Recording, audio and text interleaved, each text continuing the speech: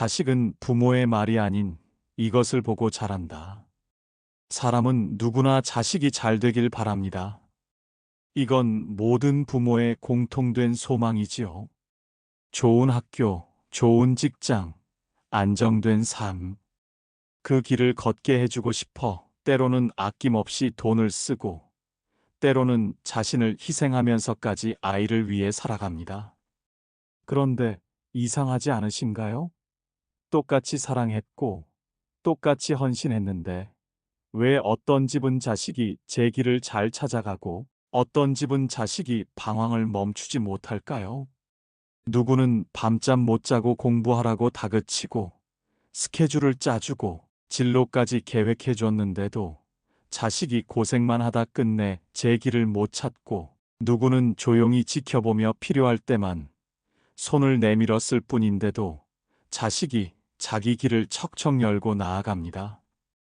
왜 그럴까요? 사랑이 부족해서가 아닙니다. 사실 대부분의 부모는 넘칠 만큼 사랑합니다. 그런데도 결과가 다른 이유, 그 차이는 바로 사랑을 주는 방식에서 생깁니다. 어떤 부모는 사랑 대신 간섭을 하고, 어떤 부모는 사랑 대신 불안을 건넵니다. 그리고 어떤 부모는 사랑 안에 믿음을 담습니다. 그 믿음 하나가 자식을 사람으로 만들고, 스스로 일어서게 하고, 넘어져도 다시 일어나게 합니다. 부처님의 가르침에도 이런 말씀이 있습니다. 복은 하늘에서 떨어지는 것이 아니라 그대가 뿌린 씨앗의 열매다. 부모의 믿음은 바로 그 씨앗입니다. 그 믿음이 아이의 마음에 뿌려져 자신을 믿는 힘이 되고, 넘어져도 다시 일어나는 뿌리가 됩니다. 오늘은 그런 이야기를 하려고 합니다. 자식 잘된 집은 부모가 딱 하나를 주었고, 그 하나는 바로 믿음이었습니다. 자식이 잘 되길 바라는 모든 부모의 마음. 믿음이 자식을 일으키는 씨앗이라면 그 믿음을 품은 부모는 어떤 선택을 했을까요? 먼저 알아야 할 것은, 부모라면 누구나 자식을 아끼고 사랑합니다. 하지만 그 사랑이 어떻게 표현되느냐에 따라 자식의 삶이 전혀 다르게 펼쳐진다는 사실입니다. 어떤 부모는 자식을 위해 모든 걸 해주려 합니다. 진로를 정해주고, 친구까지 골라주고, 실수조차 하지 못하게 합니다. 그런 부모 밑에서 자란 아이는 자신이 뭘 좋아하는지, 뭘 할 수 있는지 모른 채 늘 누군가의 기준에 맞춰 살아갑니다. 반대로 어떤 부모는 자식의 선택을 존중하며 필요할 때만 조용히 조언해 줍니다. 넘어질까봐 두려우면서도 스스로 걷게 하고 다시 일어서게 합니다.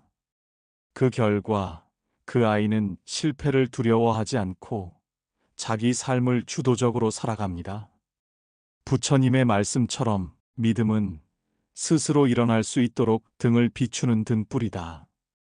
끌고 가는 것이 아니라 스스로 걷게 하는 길잡이이다. 자식이 잘된 집의 부모는 결국 그 아이가 스스로 설 수 있는 사람 되도록 등불이 되어준 사람입니다. 조용한 믿음이 자식의 내면에 뿌리를 내리게 하고, 인생이라는 바람 앞에서도 쉽게 흔들리지 않는 사람으로 자라게 합니다. 믿는다는 건 놓아주는 것과 다르지 않다. 부모가 자식을 믿는다고 말할 때 우리는 종종 착각합니다. 내버려 두는 게 믿는 거야 라고. 하지만 그것은 놓아버림이지 진짜 믿음은 아닙니다. 믿는다는 건 곁에 있으면서도 조용한 울타리가 되어주는 것. 보이지 않게 지켜보되 넘어졌을 때 조용히 손을 내밀어 줄 준비가 되어 있는 것. 그런 부모 밑에서 자란 자식은 자유를 누리면서도 방종하지 않고 선택에 책임지는 법을 배웁니다. 부처님께서는 말씀하셨습니다. 마음이 맑은 이는 얽매지 않고 놓아두되 저버리지 않는다. 믿음은 간섭하지 않지만 무관심도 아닙니다. 잔소리는 줄이고 질문은 늘립니다. 너는 어떻게 생각하니? 내가 하고 싶은 건 뭐야? 어떤 선택이든 엄마는 내 편이야. 이런 말은 자식이 자신의 삶을 스스로 결정할 수 있는 힘을 길러줍니다. 그리고 부모의 조급함은 자식의 혼란이 됩니다. 부처님께서는 말씀하셨습니다. 모든 일에는 때가 있고 꽃은 제 계절에 피어난다. 조급한 손은 꽃을 망치고 기다리는 마음이 복을 익힌다. 부모의 믿음은 기다림입니다.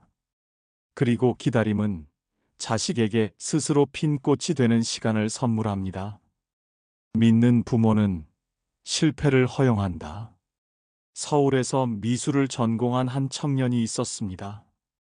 학창 시절 내내 조용하고 눈에 띄지 않던 아이였죠. 고3 때 그는 부모님께 말했습니다. 미대를 가고 싶어요. 어머니는 한참을 조용히 계시더니 며칠 후 말했습니다. 엄마는 너의 삶을 대신 살아줄 수는 없어. 그 대신 실패해도 괜찮게 키워줄 수는 있어. 그는 원하는 학교에 떨어졌지만 작은 전시회를 열었고 그림 한 점이 팔렸습니다. 5년이 지난 지금 그는 소속 화랑도 없고 유명 작가도 아니지만 자신만의 그림을 꾸준히 그리고 자기 삶을 살아갑니다. 그는 말합니다.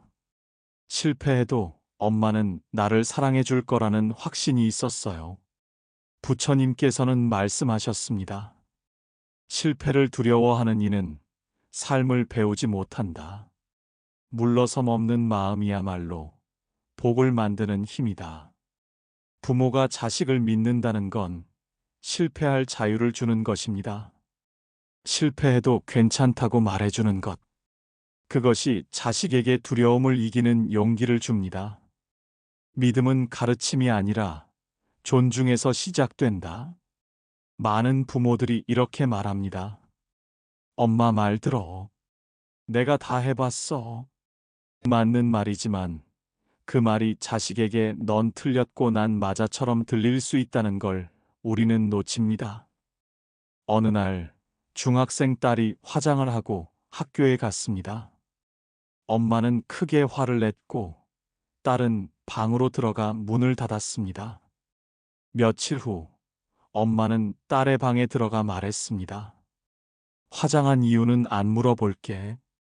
어떤 모습이어도 엄마는 널 사랑해. 그러니 뭐든 말해줘. 딸은 조용히 말했습니다.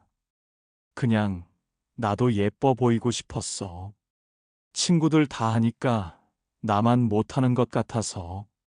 부처님의 말씀처럼 듣는 이는 가르치고 말하려는 이는 배울 수 없다. 믿음은 말로 하는 가르침이 아니라 눈빛으로 보여주는 존중입니다.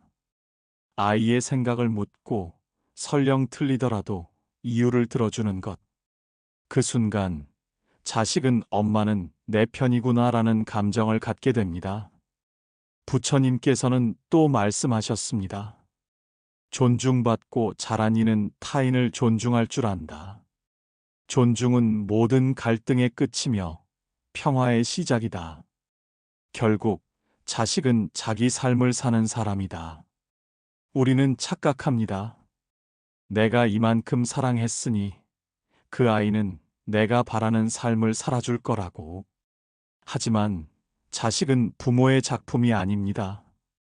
자식은 스스로의 길을 걷는 존재입니다. 한 어머니가 있었습니다. 자식이 고등학교를 졸업하고 대학에 간 후 전화가 뚝 끊겼습니다. 처음엔 속상했지만 매일 마음속으로 그 아이의 이름을 조용히 부르며 말했습니다. 그 아이가 자기 삶을 잘 살아가길. 몇 년 후 그 아들은 말했습니다. 엄마가 늘 나를 믿어준 게 느껴졌어요. 그래서 버틸 수 있었어요. 부처님께서는 말씀하셨습니다. 사람은 누구나 자기 인연의 길을 걷는다. 부모는 다만 그 길을 밝히는 등불이 되어줄 뿐이다. 결국 자식은 자기 삶을 사는 사람입니다. 우리가 할 수 있는 건 단 하나. 그 아이를 있는 그대로 믿어주는 것. 그 믿음이 자식을 자식답게 키우고 세상 속에서 흔들리지 않게 만듭니다. 부처님의 가르침에 이런 말씀이 있습니다. 부모가 자식을 사랑하되 얽매지 말라. 자식은 부모의 소유가 아니라 세상에 보내는 한 송이 꽃과 같다. 자식이 잘 되길 원하시나요? 그렇다면 딱 하나 그 아이를 온전히 믿어주세요. 그 믿음이 자식의 길을 밝히는 등불이 됩니다. 한 어머니는 말없이 국을 끓여주며 말했습니다. 괜찮다. 이 국물처럼 인생도 다시 끓이면 돼. 그날 이후 자식은 무너지지 않았습니다. 왜냐하면 누군가 자신을 끝까지 믿어준다는 확신이 있었기 때문입니다. 부처님은 또 말씀하셨습니다. 마음이 평온하면 자식은 그 안에서 자란다. 부모의 불안은 자식의 짐이 되고 부모의 믿음은 자식의 뿌리가 된다. 부모의 믿음은 자식에게 줄 수 있는 가장 깊은 사랑입니다. 마지막으로 부처님의 말씀을 다시 떠올려 봅니다. 복은 하늘에서 오지 않는다. 그대가 뿌린 씨앗이 그대 자식에게 열매가 된다. 오늘 그 아이를 믿어주세요. 그 믿음 하나가 그 아이를 세상 속 자신의 길로 이끄는 가장 큰 복이 됩니다.